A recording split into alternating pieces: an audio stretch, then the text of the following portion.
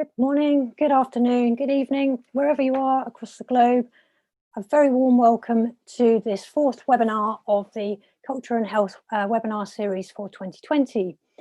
My name is Felicity Thomas and I run the WHO Collaborating Centre on Culture and Health, which is based at the University of Exeter in the UK.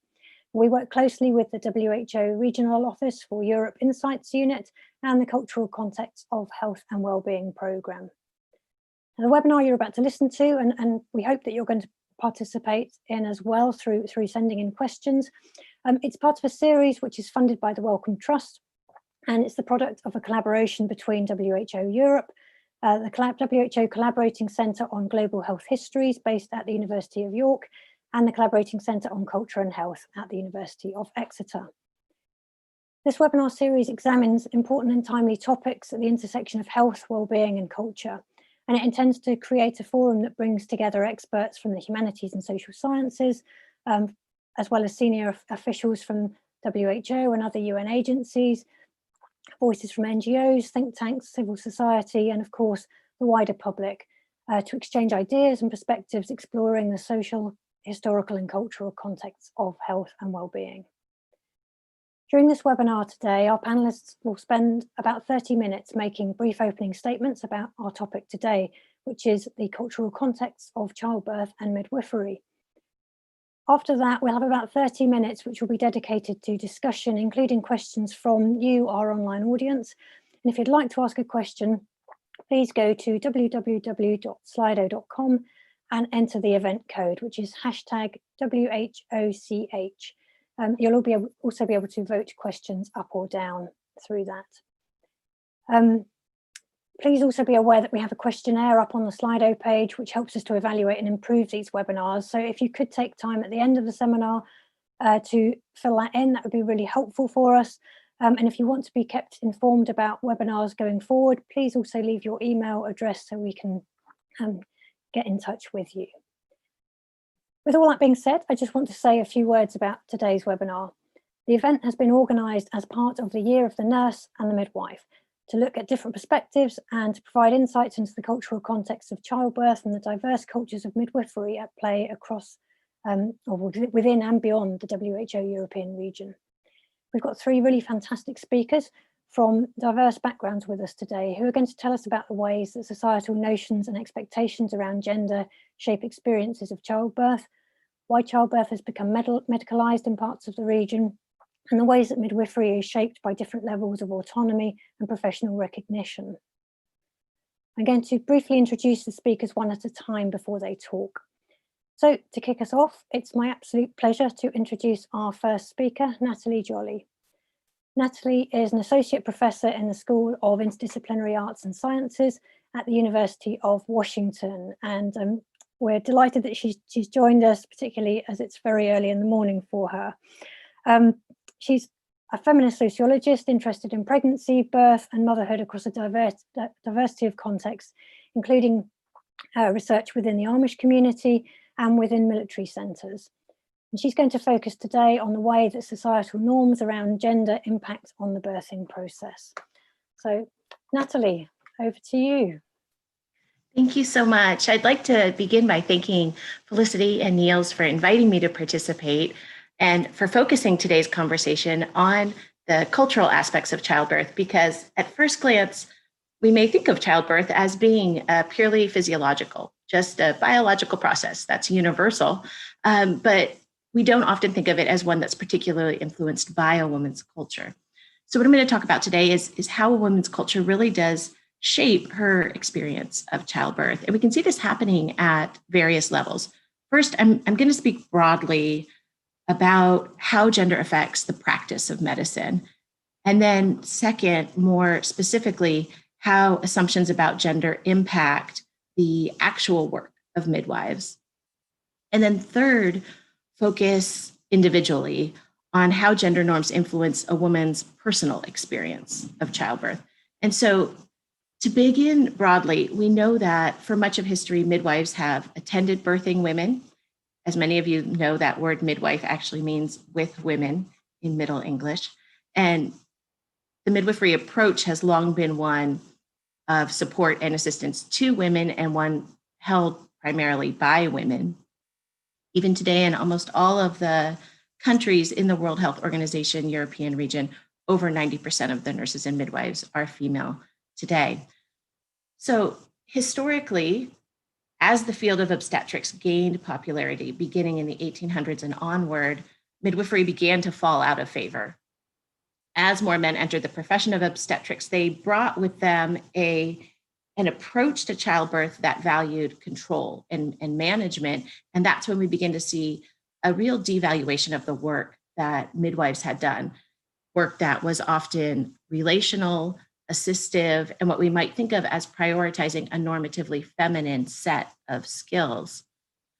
So in positioning itself in opposition to midwifery, modern obstetrics took on this approach to childbirth that continues to be rooted in a reliance on medical technologies, a high level of intervention into childbirth, and a top-down approach that reinforces a hierarchy between the doctor and the birthing patient.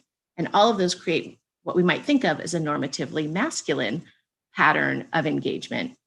And over time, the practice of obstetrics has gained legitimacy, and it has really altered the landscape of childbirth, not the least because the central premise of obstetrics is that childbirth can be universalized and can flatten out the cultural specificities that midwifery has worked within and has attended to for so long. And that's really my first point, because the role that gender plays in medicine, we've seen a devaluation in midwifery, this position of being in relationship with women, and an overvaluation of a stratified, medically managed style of birth care that characterizes an ethic of obstetrics. And so that brings me to my second point, because as the ethic of obstetrics becomes increasingly prevalent, and the ethic of midwifery, this idea that birth care can be done in relationship with women, as that becomes devalued, it leads to the actual work of midwives being seen as less valuable in terms of wages, in terms of prestige, and in terms of desirability. So now we have this model of childbirth healthcare whereby if you have the means, you increasingly choose an obstetrician over a midwife. And it's a desire we've now exported around Europe and around the world. And in doing so, exported a way of seeing childbirth that's not relational, but is instead reliant on doctors to save women from their unruly bodies. So midwives are central to not only providing care that's assistive, that's with women, but also in pushing back against a landscape of childbirth that's increasingly medicalized. And now in my country, the United States certainly, but also in Turkey, Poland, Hungary, Cyprus, Italy, Switzerland, so many European countries, birth is not just medicalized, it's increasingly surgicalized with the rising rate of cesarean section. So that's my second point. If we hope to address issues of medicalization, such as concern over that rising cesarean rate, we'll need to reinstate an ethic of midwifery, but also revalue the daily birth care work that midwives do. Value it in terms of wages, value it in terms of prestige. And that gets me to my third point, and the final point I'd like to make today, because with the advent of obstetrics comes this devaluation of women's work, both specifically the devaluation of the midwifery work that I've discussed, but also an erosion of confidence in the physical work of women's bodies, because obstetrics has always seen the birthing body as something to fix. And this lack of confidence in women's work and this notion that women's bodies don't work is not a new sentiment, and nor is it one limited just to childbirth. It will come as a surprise to absolutely no one when I say that women are steeped in cultures that undermine their body confidence. Cultures that tell them their bodies are shameful, their menstrual blood is taboo, their sexual desires are inappropriate, they are weak, they are fat, they are ugly, they are stupid. I could go on and on, right? But it's not hard to see how the tenets of obstetrics align so seamlessly with the general tenor of so many cultures. And for many women, that actually becomes the appeal of an obstetrical approach to childbirth. Women increasingly agree with the ethic of obstetrics, that their bodies might be something that needs management, something that inherently doesn't work and would benefit from intervention. So a woman choosing to give birth with a midwife has the potential to challenge those central tenets of obstetrics that imply women's bodies require medical management. And that choice has the potential to create a disruption in her cultural narrative that says her body is, in so many ways, less consequential, less capable, less than. Because when you talk to women after their delivery with a midwife, and that's what I've been doing for nearly 20 odd years now, they'll tell you, I can't believe my body just did that. And there are very few moments that allow for a woman to have that sort of positive relationship to her body. And so midwifery not only allows for that body positivity potential, but it creates a moment of rupture in the broader cultural narrative that suggests women are less valuable, women's bodies are less valuable, women's work is less valuable, and that even normatively feminine ways of care are less valuable. And instead, midwifery elevates a confidence in women's bodies. Midwifery values women's labor, both the actual labor involved in a woman's labor and delivery, and more generally, that caregiving labor that's central to the practice of midwifery. So investment in midwifery is not simply giving women an alternative to obstetrics, though it certainly is that, but more generally is an opportunity for a woman to challenge those elements of her culture that undermine her confidence, her worth, and her ability to be a full citizen in her society.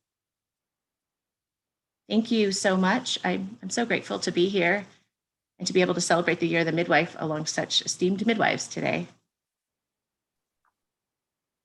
Thank you, Natalie. That was absolutely fascinating. I think it raises so many questions around the way that cultural narratives get shaped over time and how those various agendas get pushed and also get resisted as well. And I think that that's something we could come back to in the discussion later.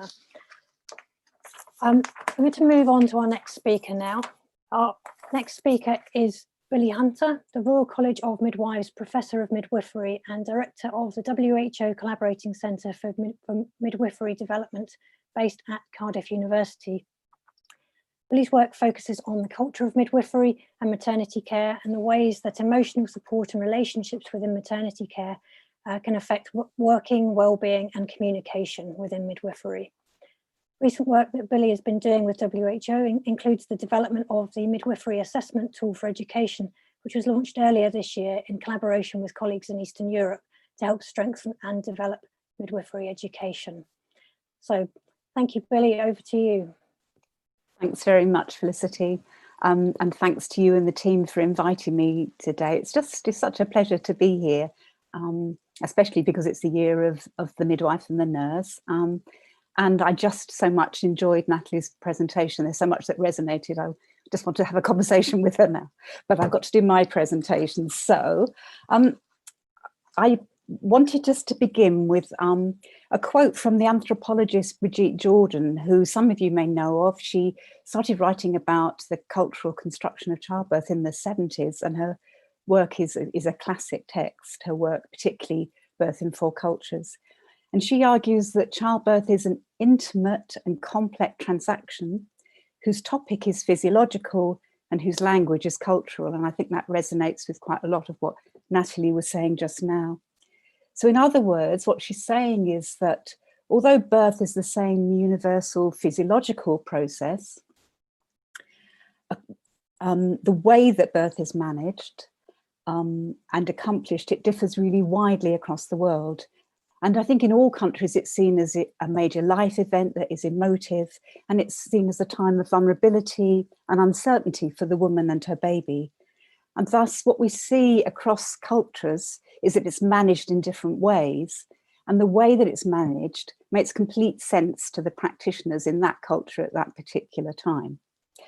And so that leads to huge variations in childbirth practices. And I think what's interesting is that you don't see these variations in other kinds of healthcare. There's usually a standardized way of doing something, which is fairly similar across the globe, but childbirth looks very different. And frequently the way that childbirth is carried out does not reflect what we know is the evidence base for high quality safe practice. So I'm just going to really briefly explore some of these variations within the European region. And I'm going to focus on three key issues that Jordan identifies as particularly significant. Who are the birth attendants? Where does birth take place? And how do mothers participate or not in their birth? And I'm going to draw on observations that I've made over my time as director of the Collaborating Centre over the past 4 years. These have been observations of visits to maternity units and discussions I've had with mothers and midwives and obstetricians across the Euro region. And this has been particularly in Eastern Europe, for example, in Romania, Bulgaria, Czech Republic, Lithuania, and Uzbekistan. And in fact, I think the Euro region, it's got 53 member states, and so there's a range of cultural influences on childbirth. And so it provides a really excellent showcase for looking at or exploring the cultural construction of childbirth. So using Jordan's key issues as a framework, the first thing I want to look at is who are the birth attendants? And very simply, this varies very widely across the European region. So there are countries such as the Netherlands, Denmark, the UK, where this will usually be midwives. If everything is uncomplicated for the woman and her baby, it'll be a midwife that the woman sees. And midwives function as a separate autonomous profession, and they support women on their own responsibility. They provide care throughout pregnancy and childbirth, and they will liaise with medical colleagues and seek their assistance if necessary. At the other end of the spectrum, and this is true of many of the countries in Eastern Europe, obstetricians are the go-to person. Obstetricians attend all the births, whether they're normal or complicated. Midwifery is seen as a specialism of nursing, and midwifery education could be add-on at the after nurse training, or even as just a short module within nurse training, as I saw in Uzbekistan. And these midwives have very little autonomy. They usually work under the jurisdiction of an obstetrician and have a very limited scope of practice. So if you look at the countries within the Euro region, they'll fall somewhere on that spectrum, from an autonomous practitioner to a practitioner with very limited autonomy.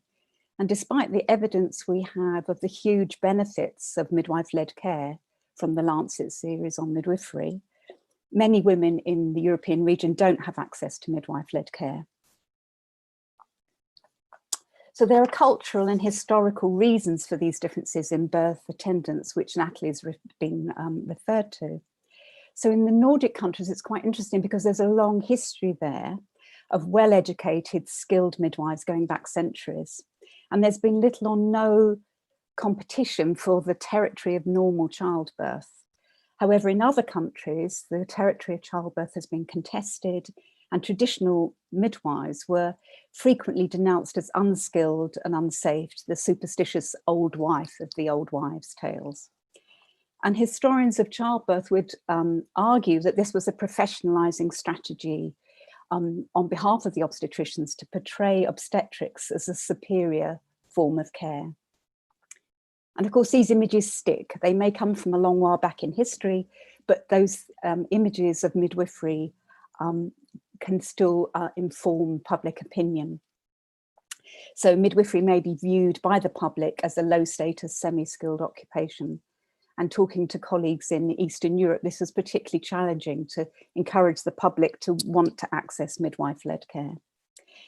So this seems to be particularly the case in post-Soviet countries where the idea of professional midwifery is new. And of course, the situation is exacerbated by healthcare systems where there's actually a financial incentive for doctors to remain involved in all childbirth. And that's certainly the case in some European countries. So my second point is, which is very linked really to who is the childbirth attendant. The second one is, where does childbirth take place?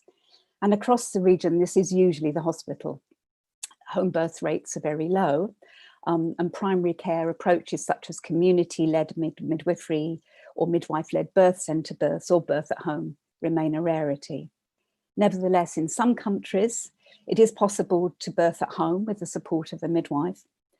But however, in other countries, this is actually unheard of, or it can even be illegal. And just to say that Fran and I had some nice contact yesterday with the midwives in the Czech Republic, saying they have actually opened the first midwife-led birth centre there. So congratulations and a shout out to our sisters there in the Czech Republic. The dominance of this institutional setting, though, the hospital setting for birth, means that childbirth is framed as inherently risky. It's a dangerous activity in this view, which is in need of technological surveillance and monitoring. And of course, that can lead to unnecessary intervention, over-medicalisation and iatrogenesis, often characterised as too much, too soon.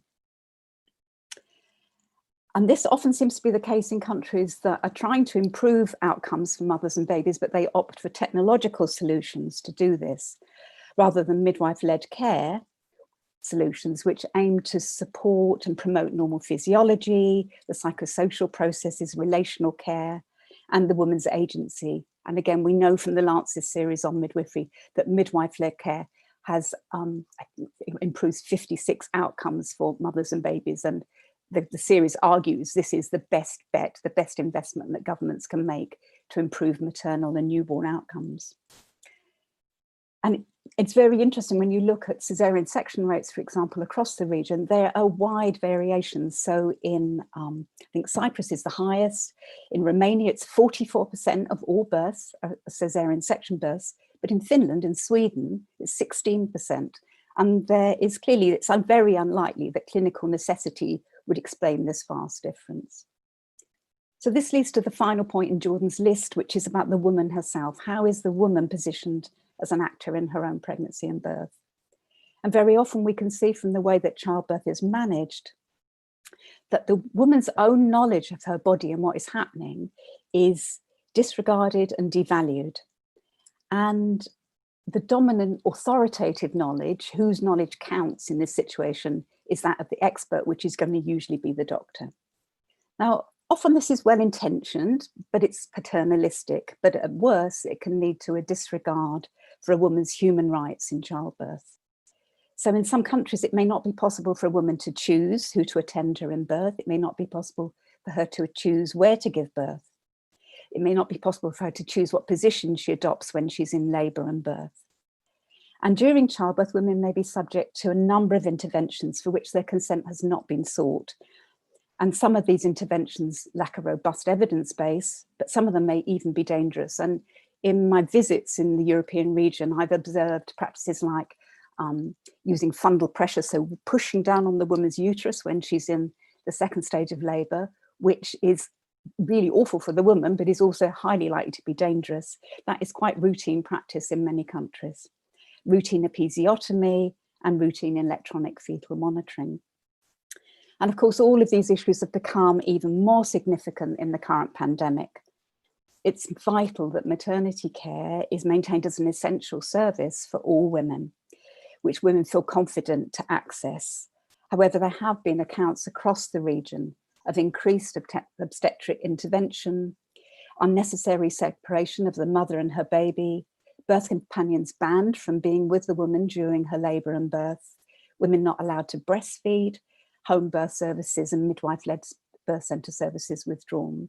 And clearly this is highly distressing for women and their partners. They're going to be worried anyway because of the pandemic, and to have these services withdrawn and their human rights denied in this way is extremely distressing. It also actually runs the risk of creating moral distress in the care providers who want to give the woman as good an experience as possible. And we've seen in some countries being reported that women have actually chosen to free birth, so to birth without the support of a care provider, rather than access services which feel not only physically unsafe, but emotionally unsafe to them. So just my final point to summarise, I think it's never been more important to consider Jordan's key points about who are the birth attendants, where is the birth setting, and how do mothers participate in their own births. Thank you. Thank you so much, Billy. That was such an insightful discussion. I think what you've been saying about the contested territory of childbirth and the fact that in some areas it's not as seen as a profession, whereas in others it is, just reminds us really of how diverse the WHO European region actually is. And it's something that's sometimes easy to forget. I think as well, what really struck me in that discussion was what you were saying about the interplay between evidence-based outcomes and culture, and yes, whose knowledge does actually count, and why? How have we got to a place where some evidence is seen as being so much more important than others? But I guess as well, from a more positive perspective, the example from the Czech Republic really just shows us how dynamic cultures are. Cultures are not static things, they are dynamic, they change. And we also need to be bearing that in mind as we try to think through ways forward here. So thank you very much. For our final speaker today, I'm really delighted to welcome Fran McConville. Fran is the midwifery advisor to the WHO based in Geneva, and she provides technical support to the 194 WHO member states. She has a wide-ranging background in sexual, reproductive, maternal and newborn health, gained from working in Southeast Asia, Africa and the Middle East. She's worked for the NGO sector, for UN agencies, as an advisor to the UK Department for International Development. And her current work within WHO is focused on empowering midwives, on strengthening midwifery education and ensuring quality of care. So over to you, Fran. Thanks. I'm not so sure I have much to say after the two previous speakers, because I thought it was fantastic. So I'll just try and pull this together from a bit more of a global perspective, and in recognition that it is Year of the Nurse and Midwife, which is 200 years since the birth of Florence Nightingale, where things really seriously began to change, when women were valued as women giving birth, but also women were valued as professionals. So Florence, I'm a fan, she started the professionalization across Europe of nurses, which then included midwives. Other things had happened in Sweden and other countries, but I think possibly because of our colonial influence, this has had a lasting impact on birth and nursing midwifery. We've heard how diverse culture is around birth, and from a global perspective, it is hugely diverse. But I just wanted to highlight two things that have come up already. One is that there is very deep gender discrimination around birth, including around the baby. So in some cultures, the woman is really worthless unless she gives birth to a boy. And the extreme of that is female feticide or female infanticide, which you would see, for example, in Rajasthan. It's extraordinary that it is still happening in 2020, but that's how deep the gender discrimination is. And there's also a culture of power, and as has been alluded to, the power of the woman herself. Now as Billy said, and others, and Natalie talked about, that birth is such an empowering experience for a woman physically and emotionally, and that can either be supported or has historically been actively undermined. And the most extreme undermining, I think, is what we saw in medieval Europe, where the sex and the church and all of this stuff, and we had thousands of midwives burnt to death because they were threatening a very male hierarchy at the time, particularly because these women were mothers and sisters and aunts. They weren't professionals, but they provided herbs for comfort and health, but also safe abortion. And so now we see at the most extreme, women don't have control over their bodies in many countries. They can't choose whether or not to have that baby. So the power and gender thing affects everywhere globally, obviously, as well as the European region. So I wanted to give two examples that I have found fascinating, actually, in the work that I've been doing and with many other people. And I'd like to start with Southeast Asia. And I think it's quite difficult sometimes to understand the impact of this belief around pollution. So menstrual blood is polluted, and therefore when a woman gives birth, the blood after birth is polluted, as is the placenta. So historically, that has meant that the person who has stayed with the woman during birth is the woman who can clear away something that's dirty. It's untouchable. So you have, during menstruation, women unable to go into the house. They will sleep outside in rural parts of Nepal. It's still going on. We don't really see it very often. And then when it comes to the birth often takes place, unless you're in a facility, birth will often take place outside of the hut in a separate birthing hut, so that the blood from that birth doesn't pollute the hut that people live in. So they construct their own birthing huts just for the birth. And then the role of that traditional birth attendant, the Dai in Southeast Asia, is often to just remove the blood, remove the mess, and to bury the placenta. Now, if it's a boy, the placenta is often buried by the home, because that will bring a wife and more children, and the boy stays at home. Whereas if it's a girl, you hope that she's going to get married to somebody else's family, so the placenta is buried somewhere else. So there's all sorts of versions of this going on at all sorts of levels.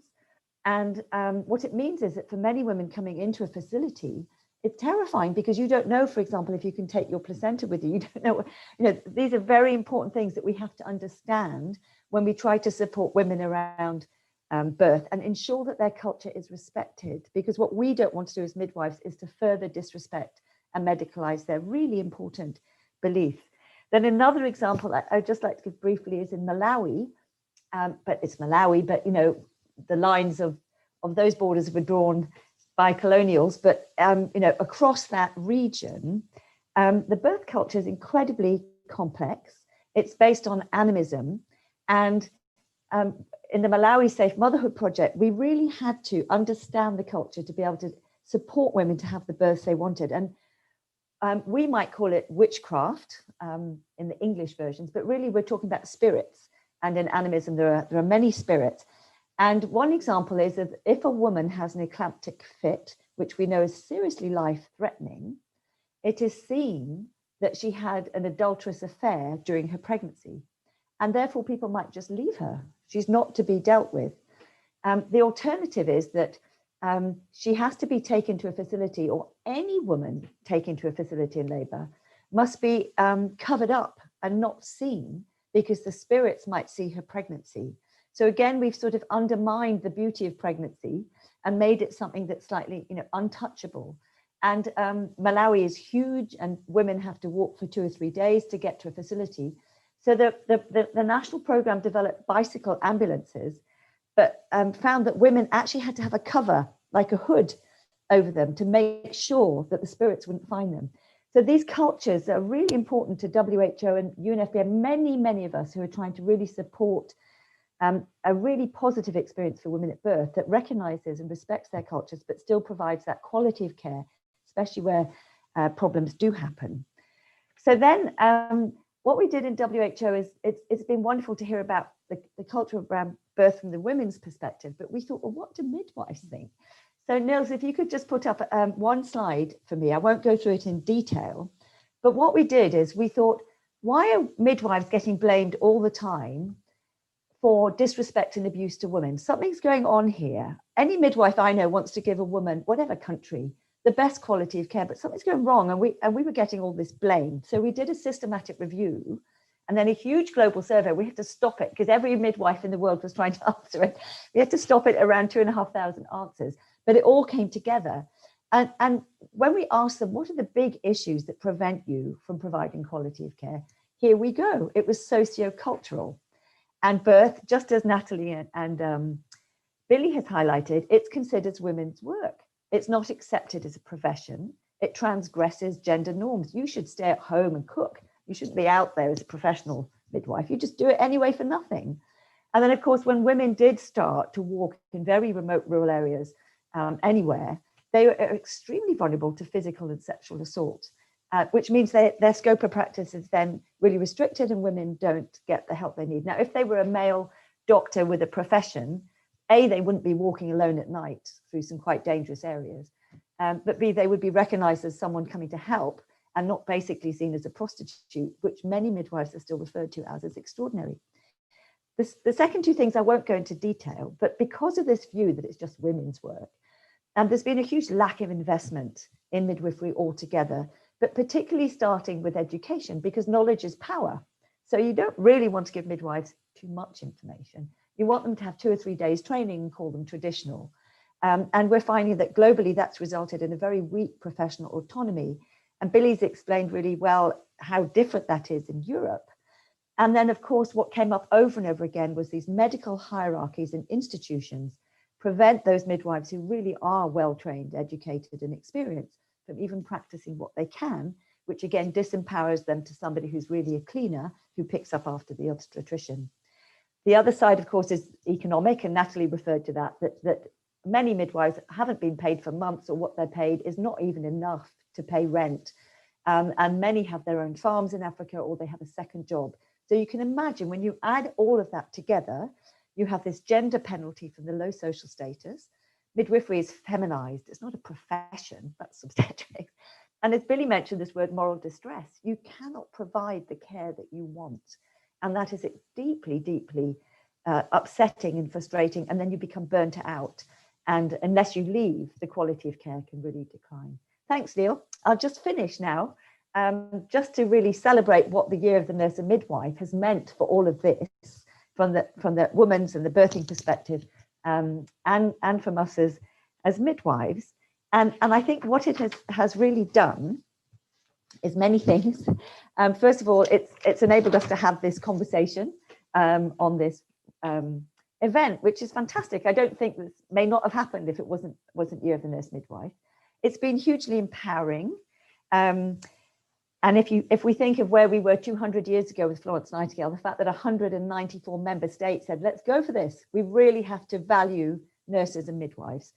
So what that's done, what it's doing, maybe slowly, but it's happening, is it's changing the culture, the organizational culture. We can talk about nursing and midwifery in WHO now as if it's something as equally important as all the other important things that are going on. It's shifted power. We have a government chief nursing officer who's also a midwife in the Director General's office. That has never happened before. And I can promise you some of the reactions to that in WHO are extremely supportive, and some were not. It's like, why are we having someone who's just a nurse, in that position? I think it was a global view as well. So the status has changed. And I think what we can see all around the world, midwives celebrating themselves, celebrating women, and being celebrated and valued by their governments, by others. And I think there's been this real sense of change happening at country level as well. The other thing that we can see happening is it's changing the dominant medical language. We can now talk about midwifery as well, but the language has been more inclusive. I think for years it's been about the health worker, meaning in a facility, or the community health worker, namely not trained. And often nurses and midwives are thought of as those in the community. And now we can specify midwives and nurses. It used to be kind of, and when I say we, by the way, as WHO, I'm talking about 194 cultures of health. So when we produce a document, it's not something I produce, it's got many, many cultural influence in it. And so the language has become more inclusive.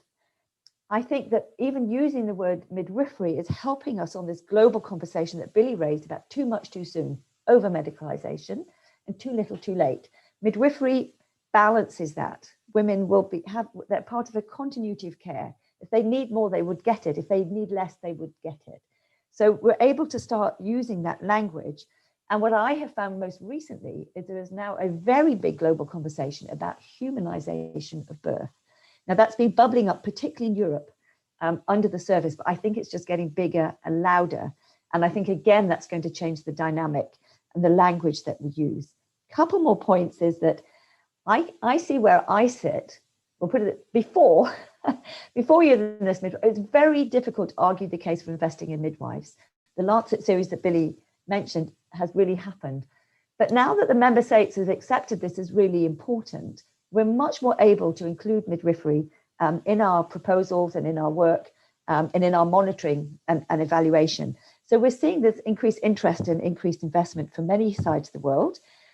And my last point is, has there been enough progress? Absolutely not.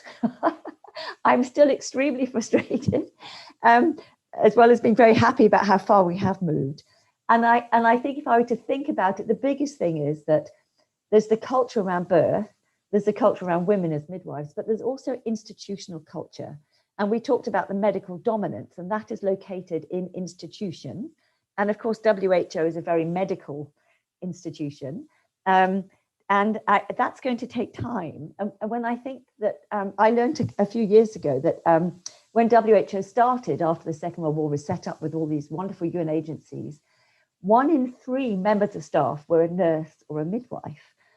And over time, because of this medical dominance, and I think a lack of understanding of what midwives and nurses bring as professionals, we are now less than 1% in the World Health Organization, which makes it difficult for us. We're always in the minority. And I think that having this year of the nurse midwife, note that it's not year of the doctor, although there was some that would have liked that. Having this year of nurse midwife has meant that we are much more visible, able to speak, and it has been much more inclusive.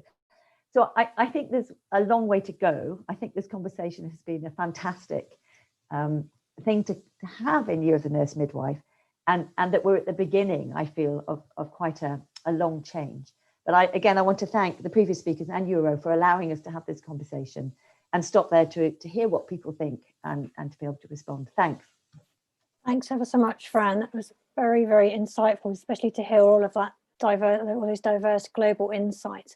Now, I'm just looking through the questions. We've got some great questions that have been sent in today.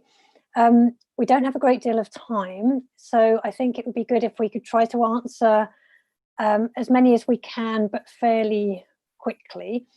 The question that's actually been asked the most is, how does midwifery fare in a hierarchical, male-dominated and perhaps even patriarchal organisation like WHO? I think, Fran, you've already addressed quite a lot of that in what you've just said. So maybe we can put that question on hold for now, and ask a question that actually is not just focused on WHO.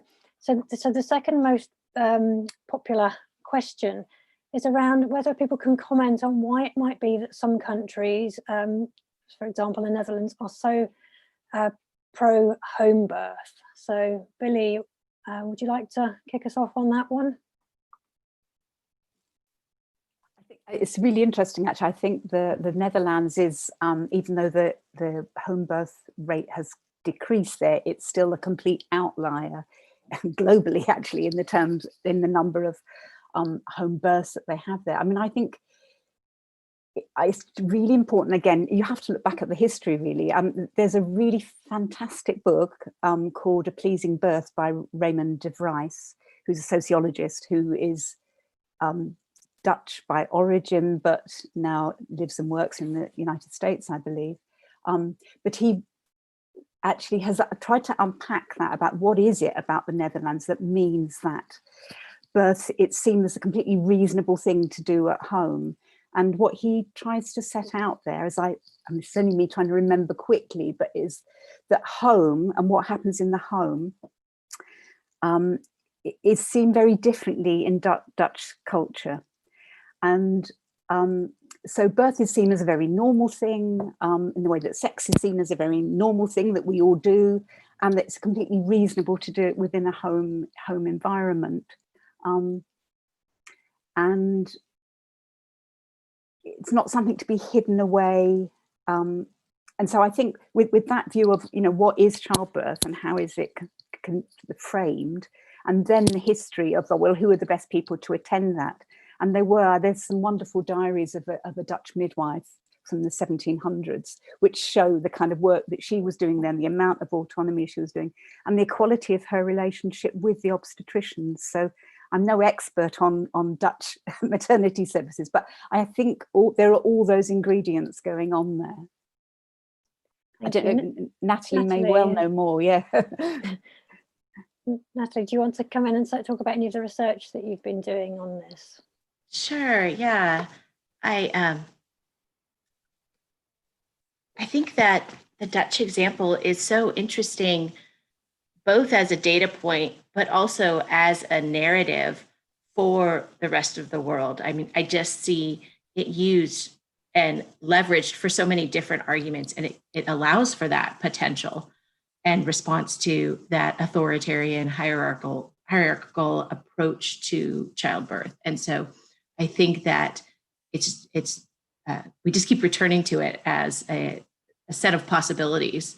So I think that the global fascination with it is sort of rooted in its ability to offer us that totally different approach and open up those possibilities for other places. Thank you.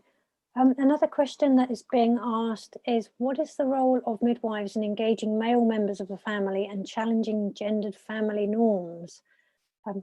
Fran, do you want to kick us off on that one? I'm just nodding because I think it's a really great question. Tina Miller has written a lot about that in the UK. And, you know, for me, midwifery is about the woman and her family. And this recommendation that came up recently from WHO on having a companion at birth was to try and get that back. Women can choose to have their partner with them if they like, or they can choose to have their mother or their sister or anybody. But I think it's about ensuring as much as possible that the father is involved all the way along. And I think it's really important that, and it goes along with this over medicalization of birth, that just the woman goes for her antenatal and that she's on her own at birth, and that the postnatal care doesn't involve men in any way. And I've seen, for example, in Mexico, women have nobody with them and they just literally strapped to a bed without pain relief. I mean, it's absolutely shocking. But I think with male involvement, it opens up their eyes, and it also gives so much support and understanding of the whole process. So I think there's more scope for that. Again, there's another WHO recommendation on male involvement, et cetera, et cetera. So I feel sometimes the sort of pendulum is swinging back a bit, and that we're able to accept that more. I think it's also a huge learning for men. To go back to the Netherlands example, it has for centuries been normal for women, for women, but for babies to be born at home and people to die at home. And people knew what a birth looked like, and they were part of it, and they knew what a death looked like. And now we seem to have been kind of sanitized from that. And all we see is some fairly awful programs on the television about what birth seems to be like, which isn't, I don't recognize it. And similarly, and often without the male partner there. So yeah, I think it's a really important point, and we're getting better at it, I hope. Thanks. Thank you. Natalie and Billy, do you want to add anything to that? Sure, I might just jump in and talk a little bit. It's a bit off topic for the European audience, but I'd love to talk a little bit about the way that midwifery has been sort of aligned with Amish society, which is this small separatist group in the US that I've been studying for many years, which is quite traditional and patriarchal, but also very committed to using midwives. And I think that the ethic of midwifery, that's what I was talking about earlier, supports the narrative of who Amish women are.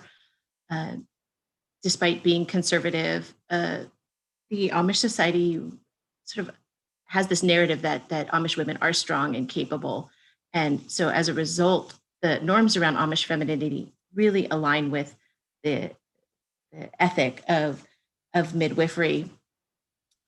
So I think there's sometimes that transformative potential in midwifery. I know, Fran, you've talked about the transformative potential of midwifery in other places, but I think sometimes midwifery has the potential to change those deeply held beliefs about women's bodies without importing all of the Western liberal capitalist society along with it, so that you preserve the elements of traditional cultures while still sort of moving the needle on women's health. And so I think part of that is about understanding what men's role is, culturally, and then using that knowledge to build midwifery around that. Thank you, Natalie. I'm going to move on to another question, which is, how has COVID-19 changed pregnancy and birth experience and reduced support services? I'd also like to add my own question into the mix there as well, which is, have there been any changes to working practice that have actually been positive during COVID, that could actually be taken forward in a post-pandemic world? So I'm going to start with Billy, please.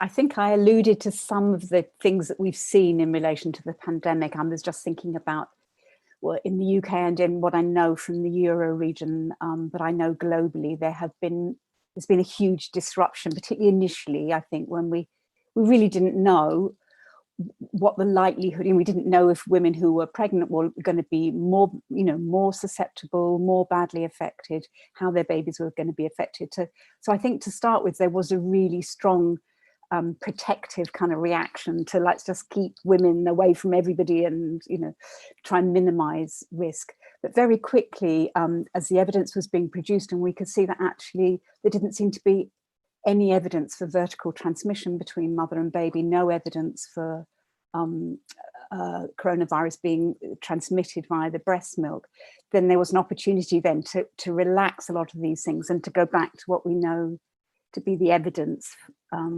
around what is best for the woman and her baby. And I think what we can see is that in some countries things have got a lot better and a lot of those restrictions have been removed, but not everywhere and not as much as some of us might like.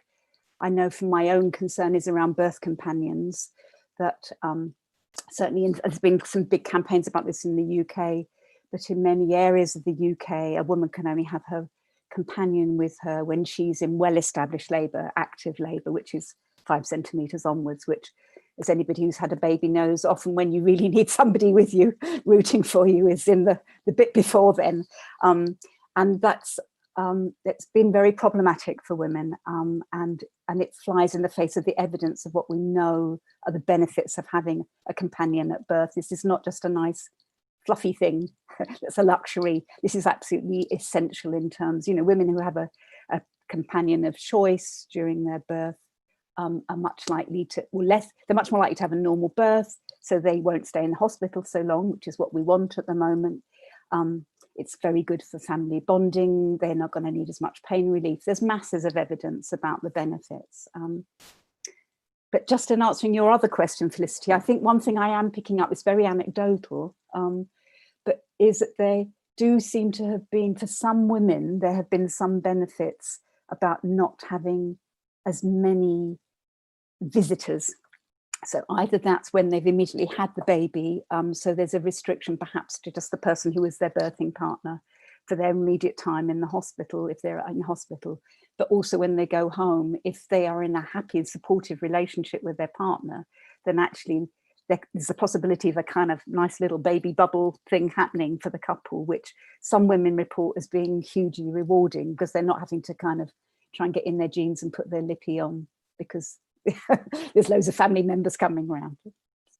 Yeah, that makes a lot of sense. I can see that, how that would play out. Yeah, thank you, Billy. Fran, did you want to add anything onto that discussion? Sorry, Billy's made me laugh because associated that what I've been hearing, and it's not just in the UK. I thought it was just UK to start with, but that because of less visitors, perhaps, and because women are going home quite quickly, there seems to be some places where breastfeeding is actually going up. And we think that's because the postnatal ward is not so crowded. There's more time for the very few midwives who are there to give one-to-one care, and women feel more supported before they go home. So, I think what we've learned is that you need more quiet, you need more rest, you need more space, less visitors, and that breastfeeding really does take that sort of sense of calmness to be able to take place effectively. And of course, it's the first and one of the most effective public health interventions. And that's a huge change. I suspect some women may have realized that with this being a virus, COVID, that actually the more protection they can give their baby, the better. And so breastfeeding is strongly recommended because, as Billy said, it isn't crossing into baby's milk. So I find that very interesting, that it's actually had some quite positive effects on how we look. And in a way, it's going back to the Netherlands model. You have a bit more time, a bit more privacy, you're in a bit more space, rather than the sort of busy hurly-burly of a busy hospital unit kind of thing. So I just wanted to add that. Thanks. Thank you, Fran.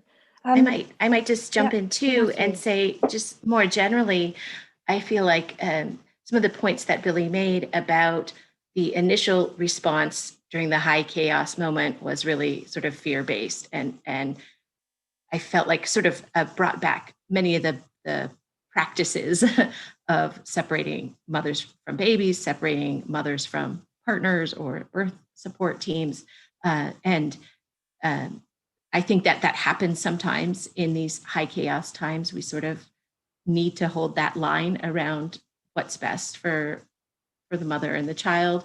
But those moments, I think, alert us to some of the problems that underlie the obstetrical approach to childbirth.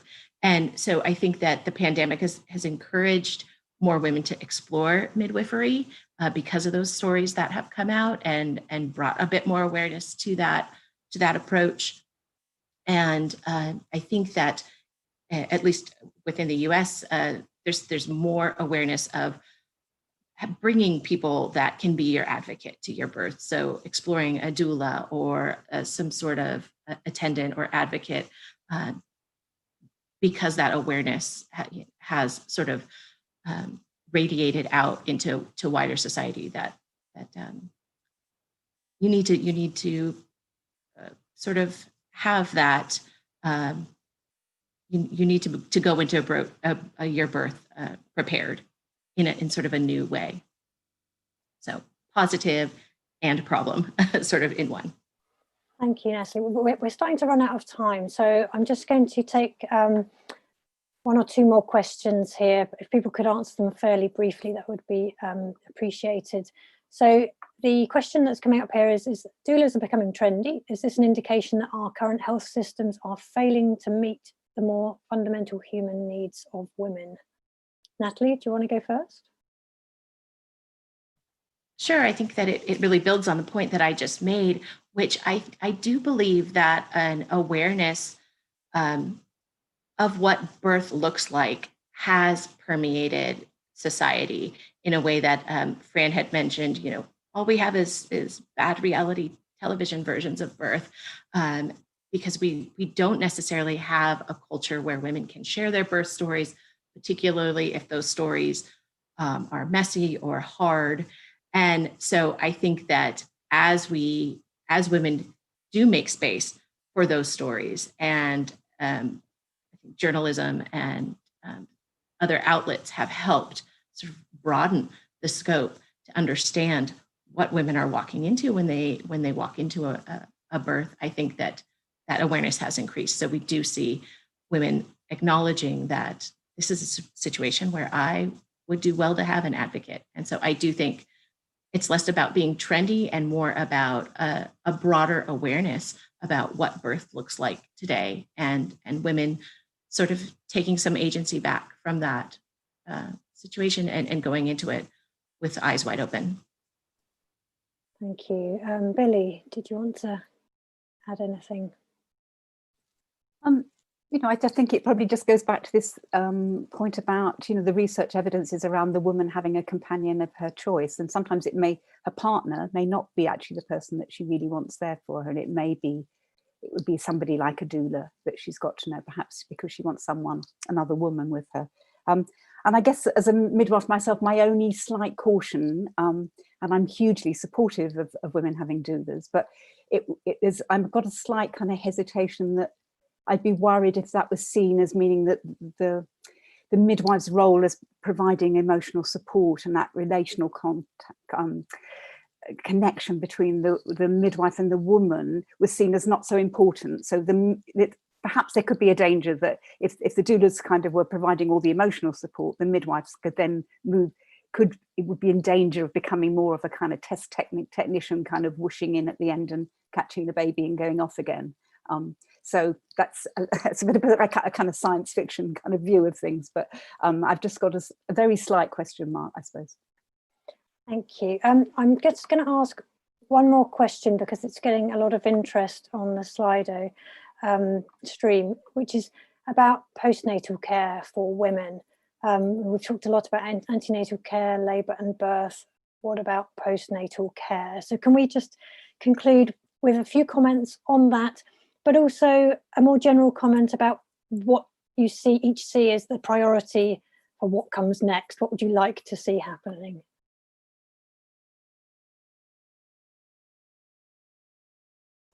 Billy, are you okay to go first? Gathering my thoughts, really. Postnatal care, I'm quite concerned about it, actually, even though I think we've talked about there are possible benefits. I think there are some groups of women who have been really struggling and haven't been able to access the support they need. And maybe I'm not able to know where to go to contact and get that support. And I think there have been a lot of concerns from different groups across the country about what might be being missed, particularly with the withdrawal of health visiting services in many areas. And, you know, FaceTime contact between a health visitor or a midwife and a woman can work well, but it's, you know, I think I'm a bit nervous that there's a lot that you pick up when you visit a woman in her home, and I would hate to see that being lost. And I guess I think your second question was about one thing for the future, which is really, I suppose for me, is about absolutely valuing the potential, the value of midwives worldwide, and the potential value that they can have to contribute, particularly if there's investment from countries in their education, so that you get the best quality midwife in each country possible. Thank you. Natalie? I think that oftentimes when I speak with people about childbirth, they say, well, you just want to get a healthy baby, right? That's all that matters. But I think that thinking that way really forecloses our ability to talk about what having a positive body experience is like for women, and how that can set her up for a positive experience breastfeeding, how that can set her up for a positive entrance into those early motherhood moments. And so that so midwifery is key to that care that comes after, because of the experience it allows for a woman to have. So I think when we're having conversations about childbirth, we're talking about issues of women's worth, issues of women's sense of competency, and those radiate out, I think, much more broadly. And I do think, you know, I'm a sociologist, so and a qualitative sociologist, so I love stories, but I do think that's the future.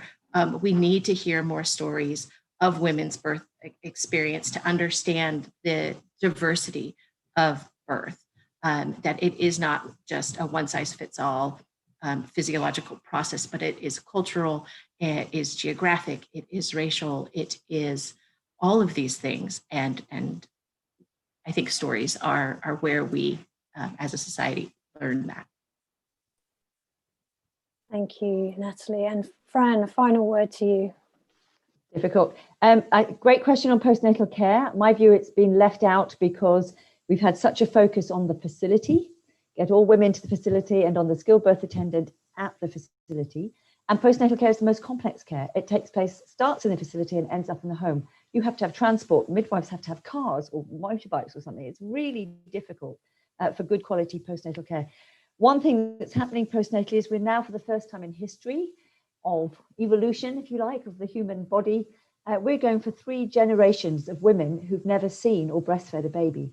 So you can't ask your mother and you can't ask your granny to help you breastfeed. We're in really bad trouble postnatally if this culture of, you know, get rid of breastfeeding kind of thing continues. So there's a lot to be done. The good news is WHO is putting out new guidelines on postnatal care. We have some, which I like. They're very basic. They're going much further in these new guidelines. There's going to be quite obstetric, actually, and quite pediatric, because new evidence has come out, but they'll be much stronger. And I'm very pleased because from that, we're going to turn that into a tool that's much more useful, actually, about what women want postnatally and what babies need. So I think it has become a big discussion. So thank you for leading that. And the one thing I want going forward is everything now. Billy knows me. But what I think we've got to have is to continue to strengthen leadership and partnership, and leadership by women of what they want, and leadership by midwives to support what women want in the safest possible way, and to ensure that the cultural practices are safe. And partnership, none of us can do this alone. This is a global effort in countries. It takes teams of obstetricians, pediatricians, midwives, nurses, doulas, all to work together, because the person who matters most, or the people, are that woman, her baby, and her family. And to be supported and surrounded with a culture where they feel comfortable is just so important for the positive outcome experience, but also clinical outcomes, as Billy has said, are improved when they're in that environment. So thanks very much. That's all from me. Thank you, Fran. Just before we finish, I just want to remind our audience that the evaluation forms are now available in the polls section on Slido, and would really, really appreciate it if people could take a little bit of time just to fill those in. It really helps us to know where we're going with these seminars. I would like to give a huge thank you to our panel members, to Natalie, to Billy, and to Fran, and to you, the audience, for what's been a really fascinating and thought-provoking discussion. I'd just like to remind everybody about our next webinar, which is on the Millennium Development Goals. It's a generation worried sick about the Sustainable Development Goals. It's on the 5th of November this year at the usual time, which is 12 to 1 GMT, or 13 to 1400 hours Central European time. So thank you all very much.